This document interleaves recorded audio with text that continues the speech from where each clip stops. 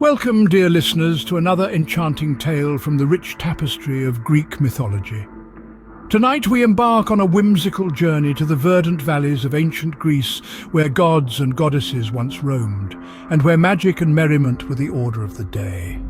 Imagine a world where the divine and the delightful collide, where even the mighty Zeus and the radiant Aphrodite set aside their celestial responsibilities to revel in an extraordinary event, the great flower party of Mount Olympus. Prepare to be swept away by a story filled with laughter, friendship and floral fun as we delve into the heartwarming and humorous festivities of this legendary gathering. So sit back, relax, and let your imagination bloom as we step into a world where petals dance, gods jest, and the joy of life is celebrated in the most delightful of ways. In the verdant valleys of ancient Greece, where the gods and goddesses frolicked and the nymphs danced around the clear streams, a most unusual event was about to take place: the great flower party of Mount Olympus. This was no ordinary party. It was the most awaited event of the year, where even the mighty Zeus and the beautiful Aphrodite would forget their divine duties and join in the merriment. As the sun set behind the majestic peaks of Mount Olympus, the gods and goddesses began to gather.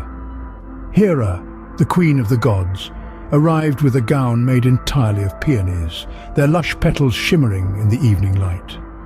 Athena, the goddess of wisdom, wore a laurel wreath adorned with delicate forget-me-nots, while Apollo, the god of the sun, had a radiant sunflower tucked behind his ear.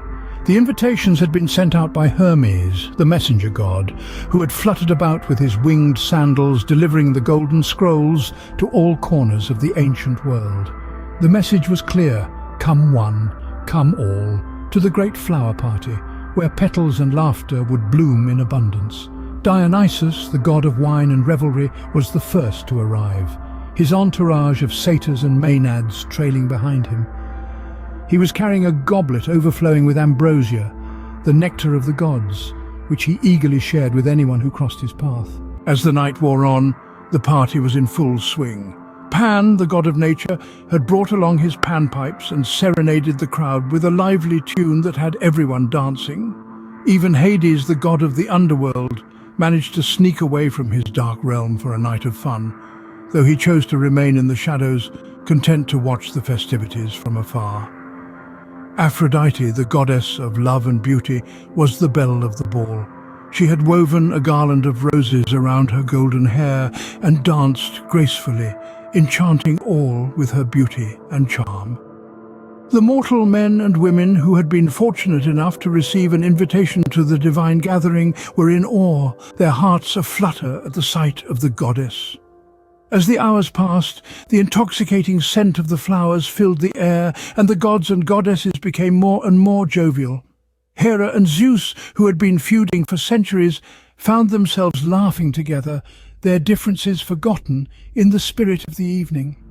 Athena and Ares, the god of war, engaged in a friendly competition to see who could create the most elaborate floral arrangement, while Poseidon, the god of the sea, amused everyone with his attempts to make a seaweed crown. Suddenly, a mischievous laugh echoed through the valley, and everyone turned to see Hermes, who had come up with a hilarious game. He proposed a contest to see who could come up with the most outrageous flower-themed joke. Dionysus, always up for a laugh, was the first to take the stage. "Why did the sunflower go to school?" he asked, grinning from ear to ear. The gods and goddesses looked at each other, puzzled. "To improve its petals!" Dionysus roared with laughter, and soon the whole valley was echoing with the joyful sounds of gods and goddesses laughing uproariously at the silly joke. The party continued into the wee hours of the morning, with each god and goddess adding their own unique flair to the festivities. Artemis, the goddess of the hunt, organized a game of hide-and-seek among the flower beds, while Hephaestus, the god of fire and craftsmanship, delighted everyone with his intricate floral sculptures. As the first rays of dawn began to peek over the horizon, signaling the end of the great flower party, the gods and goddesses gathered for one final dance.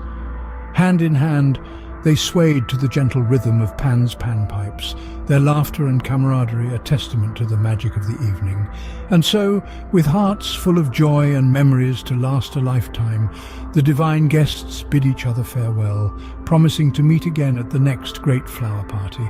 As they dispersed, the valley of Mount Olympus fell silent once more, the only reminder of the extraordinary night being the petals that danced in the gentle breeze, a vivid testament to a night of laughter, friendship and floral fun. As we come to the end of this delightful tale, we find that the great flower party of Mount Olympus is more than just a fanciful gathering of gods and goddesses. It reminds us of the timeless importance of joy, camaraderie and the simple pleasures of life. In a world that often seems too serious and fast-paced, this story encourages us to embrace moments of lightheartedness, to cherish the company of others, and to find beauty and wonder in the everyday.